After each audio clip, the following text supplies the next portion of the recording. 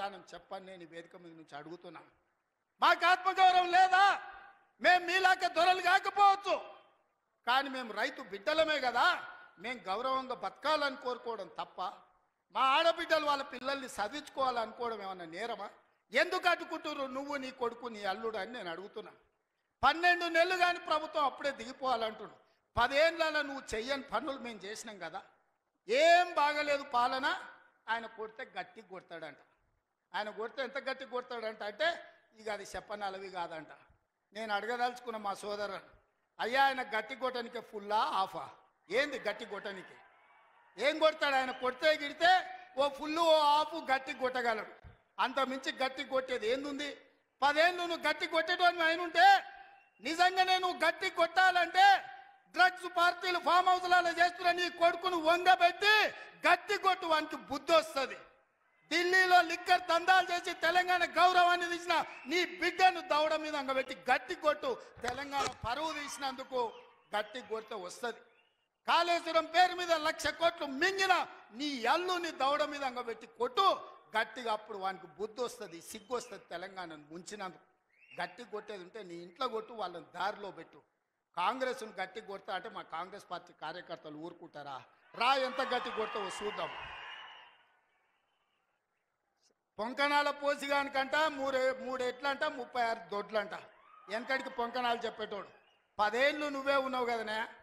10 ఏళ్ళలో నిన్ను ఇవ్వడం చేయొద్దన్నాడా? ఇవాళ మేము 12 నెలల ఏమి చేయలేదు అంటున్నాడు. నేను అడుగుతున్న ఇక్కడికొచ్చిన మా ఆడబిడ్డల్ని, అక్క 500 రూపాయలకి సిలిండర్ వస్తలేదా?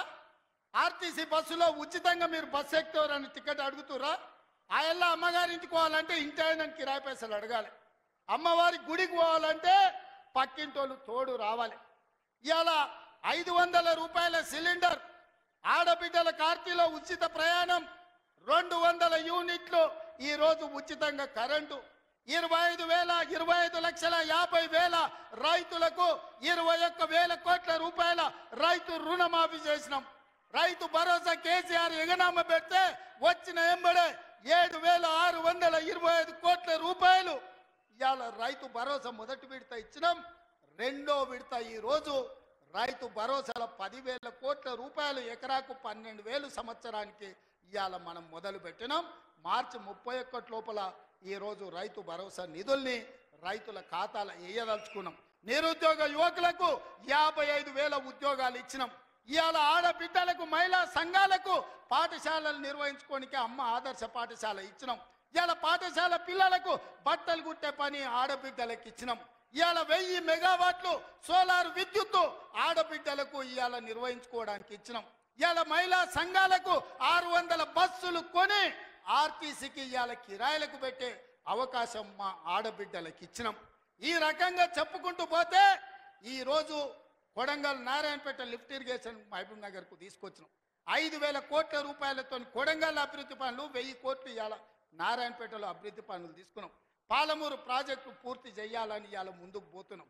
ఈ రకంగా మేము వచ్చిన తర్వాత ఇంతకుముందే పొంగులేటి శ్రీనివాసరెడ్డి గారి నేతృత్వంలో ఆనాడు ఆగిపోయిన ఇందిరమ్మ ఇల్లు మళ్ళీ ప్రారంభించి నియోజకవర్గానికి 3,500 కాదు, అవసరమైతే 5,000 ఇల్లు ప్రతి నియోజకవర్గానికి 5 లక్షల రూపాయలు పేదవాడు ఇల్లు కట్టుకోవడానికి ఇవాళ ఉచితంగా ఇస్తున్నాం.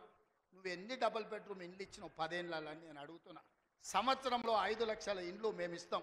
ఆనాడు 10 ఏళ్ళ 25 లక్షల ఇందిరమ్మ ఇండ్లు మేము ఇచ్చినాం. నేను అందుకే ఇవాళ టీఆర్ఎస్ వాళ్ళకు ఒక సవాల్ విసురుతున్నాను. చిత్తశుద్ధి ఉంటే మీరు రాండి.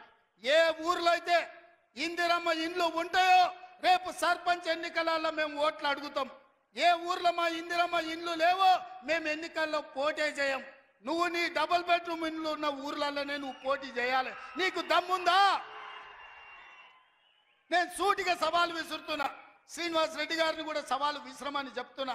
మా దామన్నను కూడా తోడుండమని నేను విజ్ఞప్తి చేస్తున్నా. ఏ ఊర్లో ఇందిరమ్మ ఇండ్లు ఉన్నాయో మేము ఆ ఊర్లోనే పోటీ చేస్తాం. ఏ ఊర్లో డబుల్ బెడ్రూమ్ ఇండ్లు ఉన్నాయో గా ఊర్లోనే బీఆర్ఎస్ వాడు పోటీ చెయ్యాలి. దానికి సిద్ధమైతే